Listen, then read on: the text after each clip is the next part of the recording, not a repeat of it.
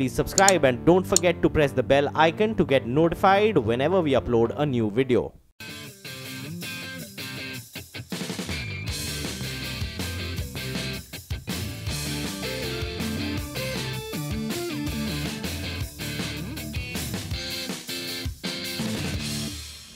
The amount of top 20 NPAs or non-performing assets accounts of public sector banks stand at 1.54 lakh crore rupees as of today. And as more skeletons come tumbling out from the Nirav Modi and the Rotomar cases, analysts say this is the tip of the iceberg. This bank NPA number could keep going up and up.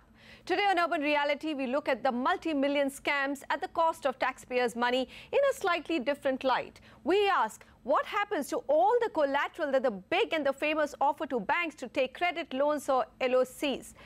So much of it is in the form of hard assets, lavish villas, luxury apartments and land in all parts of the country, sometimes, many a times, overseas as well. Can banks hope to recover any part of their scammed money from the sale of these assets? Welcome everyone, I'm Anisha Natarajan. And let me tell you the panel which is joining me today. Sumant Batra, a leading and an award-winning insolvency lawyer. Vivek Kohli, senior partner at ZS Law. Ramesh Nair, CEO and country head at JLL India. And MS Money, partner at Deloitte India. Gentlemen, before I come to you with the questions, I just want to read a couple of headlines. The first, IT department seizes 7 more Gitanjali group properties. Nirav Modi's 29 properties attached. 4 immovable properties of Rotomar Group have been attached. Supreme Court orders sale of Sahara Ambi Valley to be auctioned in June, valued at 43,000 crore. Kingfisher House in Mumbai has no takers. Yet, Vijay Mallya's Mumbai residence and USL headquarters in UB Towers in Bangalore has gone up for sale. Gentlemen, these are the headlines which beg the discussion today. And of course, Sumant Batra, the very big question, what happens? I mean, let's just focus on the fresh cases and something which has captivated the nation's mind, Rotomar and Nirav Modi frauds. EDIT busy attaching properties. To what sake, to what extent is it going to help? Well, it certainly will help. I mean, you can't say that they won't help. The challenge is that how quickly you are able to sell it. You see, one thing which is very clear is that before you sell them, you have to crystallize that debt, and without that you cannot, unless of course you're exercising powers under the Sarfaisi law, where you are able to sell a property without even going to the court. But all that of course also is a process which requires time. But the challenge actually starts after that, because there are a large number of issues, but I will classify them broadly into 2 categories. One is the legal issues and the social issues, and I'll take up the social issue first. The social issue is that, you know, because if you are selling somebody's house or somebody's property, there are many people who are very reluctant to buy, you know, because they are maybe known to the person whose property is being sold, and most of these people come from the same community, and therefore they don't want to be seen as aggressively buying the property of someone. We've seen that even in the case of Mr. Malaya, that they couldn't really sell the Goa house so easily, and that always is a concern. From a social perspective, people are reluctant to buy, you know, a property which belongs to somebody who they may know directly or indirectly, socially or otherwise. The second is the legal issue, and there are a number, but I'll list about 3, you know, which is the most important in my opinion. The first is that there is a huge cartel that operates in terms of who buys these properties, real estate properties. It's not everybody's cup of tea to go and buy this real estate in public auction, because you need to manage so many things when you're buying property, including titles, stamp duties, etc., etc. And these are set people who do this day in, day out, and therefore it does limit in terms of the choices that you have of people who will come forward. The second issue is huge amount of stamp duties that are applicable in these transactions, and that also is a deterrent, because you end up paying such huge amount of stamp duties on if you buy such valuable assets. The third issue also, of course, is the title, because there is always a gray area when it comes to determining legal and marketable title. There are always some broken links in the chain, and you're never able to have a very clear marketable title on the papers, and therefore, you know, unless you're taking a huge risk, you're always, you know, concerned about paying very high valuations to these. All right. The fourth issue also is that invariably, see, these properties, just one last point, is that invariably all these properties are in some way or the other leased or have interests in favor of industrial development corporations or societies or others who have some kind of interest or strings attached to this, and they would always be able to step in and claim prior right on these properties. So it's never really easy to buy these kind of properties, and therefore it is not easy to sell for the lenders. That is what causes delay. So it's not that these properties are not valuable enough, but it is the whole process and mechanism which actually creates a bit of a problem. All right, Vivek Kohli, would you agree that if it's such a problem to sell these properties, then why do banks consider or take so much comfort in taking these as collateral? So, well, you know, my own view is that there are difficulties in India in any case in purchasing any property. So if you're doing a proper on-the-market transaction relating to property, that by itself is also not easy. So distressed assets, or let's say collateralized assets which are now being auctioned is a different class, probably a little more difficult. But I think the more important thing over here, viewed from, you know, the taxpayer's perspective or from the bank's perspective, the underlying issue I think is value preservation. How do you make sure that an asset which you valued at, let's say, $100 when you gave the loan, how do you make sure that this value is preserved? In this entire process of auctioning, the first thing, the way, the manner in which actually it is done is to destroy that value. So the $100 asset actually automatically becomes $50. Now after that, it's a sweetheart buy for any you know, sort of purchaser in any case. The difficulties are all worth it, which is why you actually see some of these transactions happening. But from a taxpayer perspective, or let's say from a bank perspective, my main concern would be how do I preserve the value of the asset that I have? Now, whether it's a project, whether it's a standalone, you know, house or whatever it is. If it's a project as an ongoing concern, I should be able to preserve value. If it's an asset, then I should be able to make sure that it's squeaky clean and whoever buys it goes through with it like, you know, completely clean and I get my full value. So I think value preservation is actually the question which is going to come and haunt everybody. All the other difficulties follow that. Okay. And that's an important part of it, Vivek Kohli, considering the fact that that's what we're talking about. I mean, how much can banks hope to recover their NPAs with the sale of these properties which have been offered to them as collaterals? Mr. Mani, come in here. Value preservation, and of course, Sumant Batra also pointed out several things. There's stigma attached to buying these properties. There's title issues. The stamp duties are very high. These are not inexpensive properties. In all the points which have been put forth, which do you think is the most important one that banks have to be careful about? Because it's a rampant practice and not a bad practice. It's global practice, banking practice, to take real estate, hard assets as a collateral. I think the most important thing for banks in this kind of a situation is to ensure that all the taxes that are to be paid, irrespective of what is a kind of a tax or whether it's called a tax or a levy, have all been paid.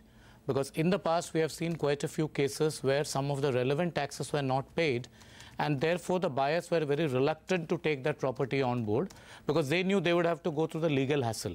So to my mind, what is very essential is to ensure that all the relevant taxes applicable to them, it could be a stamp duty on the land, if it is arising out of a slum redevelopment project, it could be the levies associated with that. Whatever is there in this have to be paid. All right. So you're saying, look at from the buyer's perspective, what is he getting? First, eroded down value. Look at the Kingfisher Villa in Goa. I think the original estimation, if I'm not mistaken, SBI had was over 100 crores. Finally, when the villa was put on sale, it was the starting price was 90. It was sold at 73 crore rupees. Ramesh Nair, JLL, of course, not these properties, but has been auctioning very high value properties or helping some of the partners to sell. From your perspective, look at the kind of real estate that banks are going to be sitting on, whether it's Vijay Mallya, whether it's the Sahara case, or these two fresh cases which have been grabbing headlines.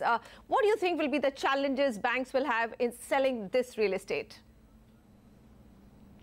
Manisha, when we were kids, you may remember we used to play this game, passing the ball. So there used to be music being played in the background, and we would pass the ball, and suddenly the music would end, and somebody would be holding the ball, and that person would go out. That's something which we are seeing being played in the refinancing market. So there's a lot of refinancing happening. A lot of these refinancing deals, the repayment is very back-ended. It's kind of elongated repayment, 6 years, 7 years. So that's a big worry. Now, what are the reasons why many of these, the biggest challenge is valuations.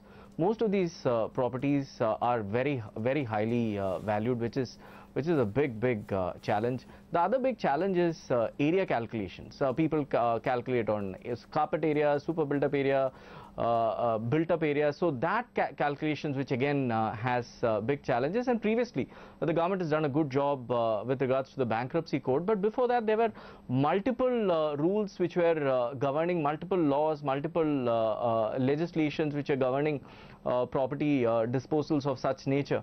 If you look at the big numbers, one is corporates using real estate as collateral, but also there is the developer financing market. Now that itself, today the developer financing in the overall market is close to 4 lakh crores, with close to 1.8 lakh crores coming from banks and 2.2 lakh crores coming from NBFCs. Now there is a challenge there, given that the refinancing market suddenly which is very active, and if the music stops, there could be a lot of trouble out there.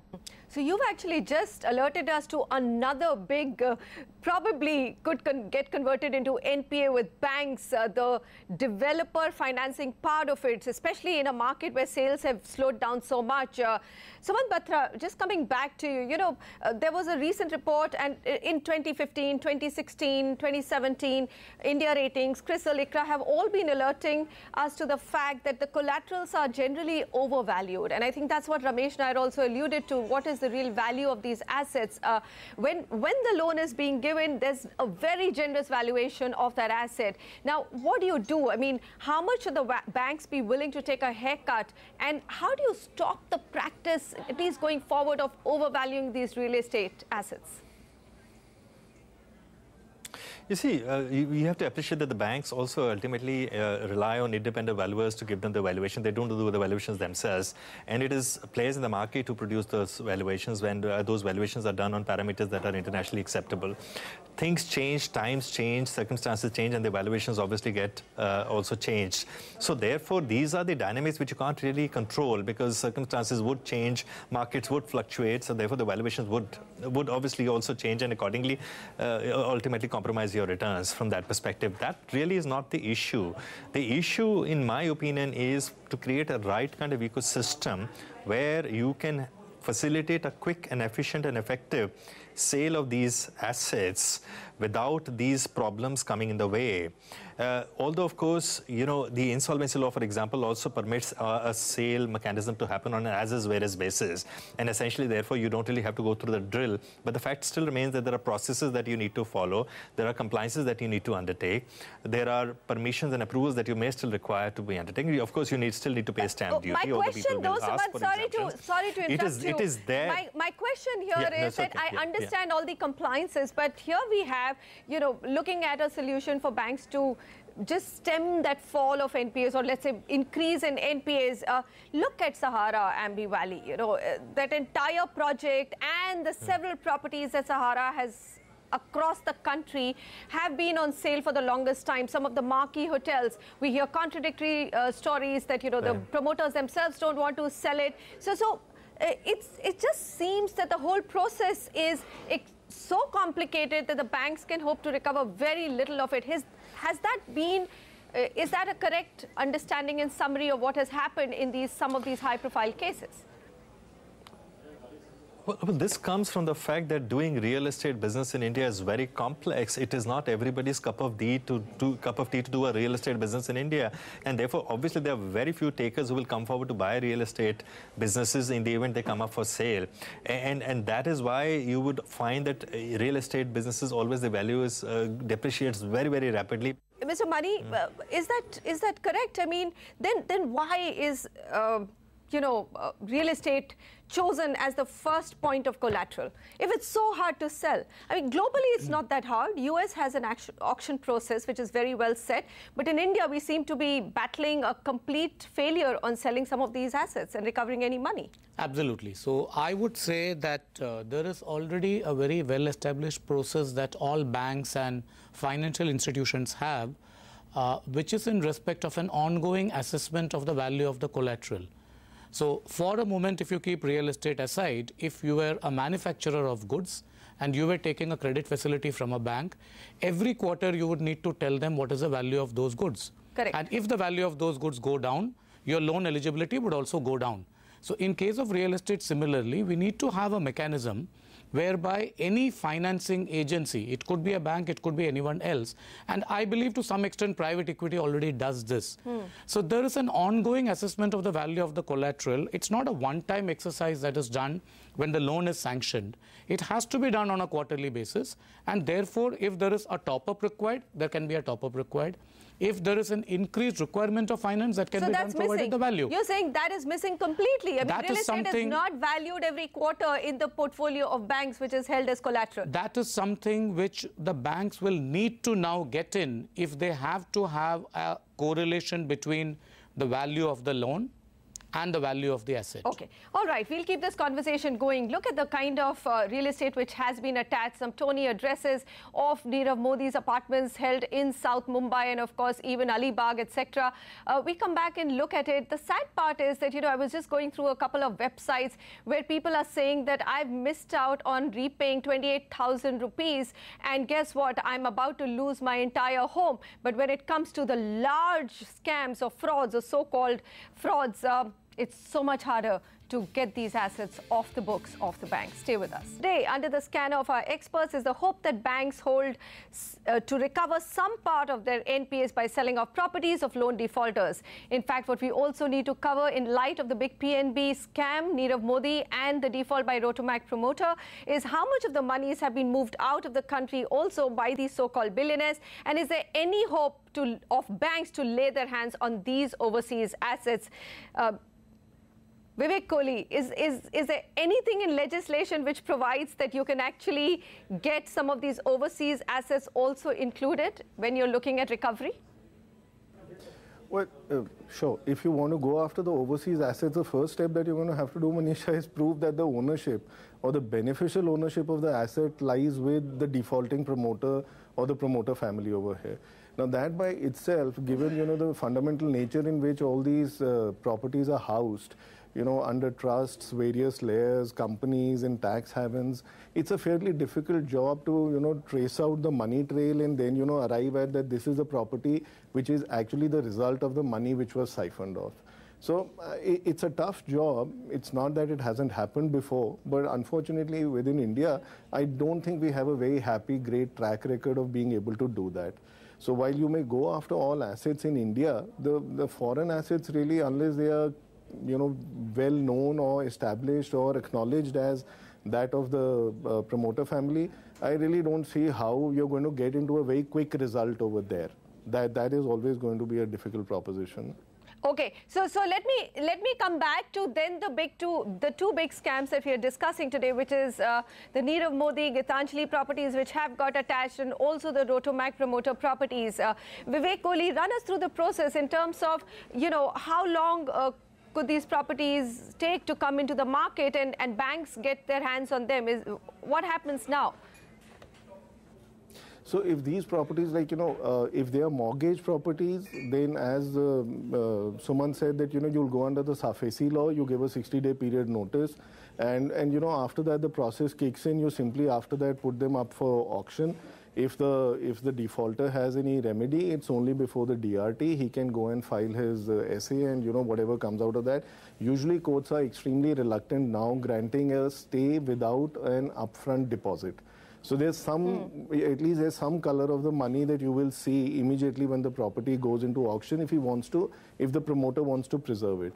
Other than that, if you're going at, unmortgaged properties, then it's kind of a little bit of a tedious thing. Then you'll have to go establish that the loan was there's a default, and then you'll go after it under the recovery process, which is a slightly longer process, not like the 10-15-year process that used to exist in the 90s. Now it's down to 3 to 5 years. But yeah, sure. I mean, that process is pretty summary and it's pretty efficient. All right. 3 to 5 years. Okay, Vivek. Let me get Ramesh. Manisha, can I just make one point, Manisha? Okay, very quickly, Manisha, because I just do make need one to go quick to point Ramesh. just to supplement Vivek. Very, very quickly. You see, there is another dimension to it, just to supplement Vivek, which is also the proceeds of crime issue, because it's a criminal investigation here, and the enforcement directorate, you know, they would have attached, or they would seek to attach various assets, claiming that these have been the assets that have been created out of proceeds of crime, and therefore, you know, they may not be easily available for sale even otherwise, irrespective of whether they're mortgaged or not, because the proceeds of crime has a different meaning dimension, altogether. adds a different dimension All altogether right, to these. okay. Different dimension. Yeah, Ramesh yeah. Nair, right in the beginning, we raised the point about stigma being attached to some of these properties. Look at the entire Sahara portfolio or the Vijay Mallya house in Mumbai, the new properties which have come up for sale today. What's been your own experience? I mean, is it harder to sell all the properties which come in public eye and make headlines, and it's easier to sell those which don't come into public eye? I don't think there's too much of a stigma when marketing these kind of properties. We've been appointed to market some of these properties. I think the other big challenges is we all spoke about getting the right valuation done. That's very important. Second is on titles. A lot of times when banks take these properties as collateral, not enough checks are done, or not enough checks are done on titles. So that's something which needs to be fixed. We have also heard of cases where some of these promoters fraudulently mortgage the same property with multiple financial institutions or banks. So that's another big problem. What's also been happening is because of the high interest costs, especially if you look at the industries like real estate, where interest costs can vary anywhere from 9 to 25%. What's been happening is the interest cost is going up every year, every quarter, but the capital appreciation has not happened, because of which there's a wide gap in what the developer has to pay. So that's another challenge. We've seen many a times promoters and developers make a backdoor entry to get to some of these properties. And one thing we need to admit is the government is particularly not the best of marketers for these kind of things. This needs to be well marketed, whether it's marketed in the country, whether internationally, with good marketing collateral, with good advertisement. So that marketing process also plays a very important role in selling all of these. But 3 to 5 years, that is what we are looking at. And look at some of the addresses of the personal properties, these billionaire businessmen who for now seem beyond the reach of law hold. Taxpayers' money, which should be used for schools and hospitals, infrastructure in the country, will now go into cleaning this mess. Gentlemen, thank you very much for joining in and pointing out that it's going to be a hard sale, the sale of these assets, and of course, hope of recovering much for the banks. But so when you read headlines saying that, look, so-and-so property has been attached, well, it's going to take years, 3 to 5 years, if not more, to recover any money for the banks.